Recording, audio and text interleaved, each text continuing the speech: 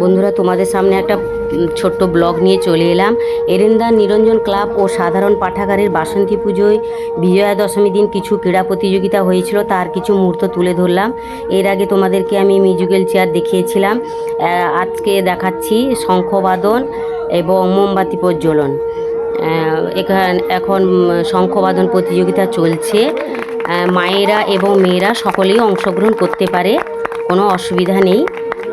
অতএব পুরো ভিডিওটা দেখাতে হলে, অনেকেই তো অংশগ্রহণ করেছিলাম, পুরো ভিডিওটা দেখাতে হলে অনেক সময় লেগে যাবে। এবার আমি প্রতিযোগিতায় অংশগ্রহণ করেছি, চলছে প্রতিযোগিতা। তোমাদেরকে কেমন লাগছে কমেন্ট করে জানিও। আমাদের তো খুব ভালো লাগে খেলতে। প্রত্যেক বছরই এরেন্দা নিরঞ্জন ক্লাব ও সাধারণ পাঠাগার খেলার আয়োজন রাখেন অনেক রকমের।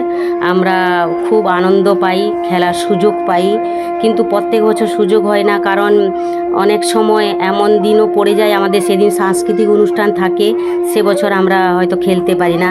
এবছর বিজয়া দশমীর দিন হয়েছিল, তাই খেলার সুযোগটা পেয়েছি। আমাদের তো অনুষ্ঠানটা অষ্টমীর দিন ছিল, তাই এবছর বিজয়া দশমীর দিন হয়েছে। আমাদের যেদিন অনুষ্ঠান থাকে সেদিন আমরা অংশগ্রহণ করতে পারি না। আজকে তোমাদেরকে দেখাচ্ছি মোমবাতি প্রজ্বলন আর শঙ্খবাদন প্রতিযোগিতা।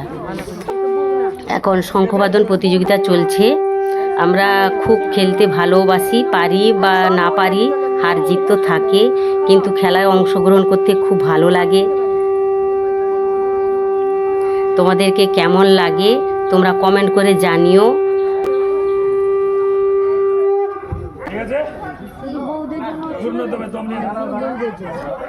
পুরো ভিডিওটা দেখাতে হলে অনেক বড় হয়ে যাবে তোমাদের কাছে, তাই সামান্য একটু দেখালাম। ভীষণ ভীষণ ভালো লাগে।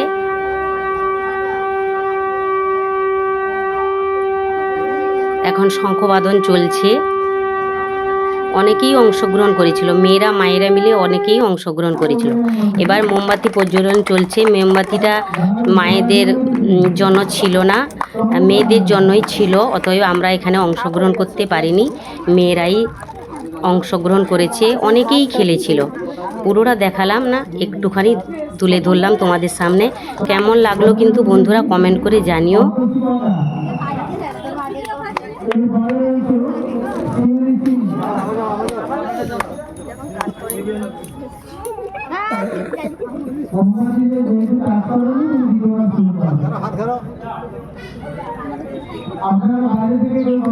আমার ভিডিওটা যদি ভালো লাগে তাহলে ভালোবেসে পাশে থেকো।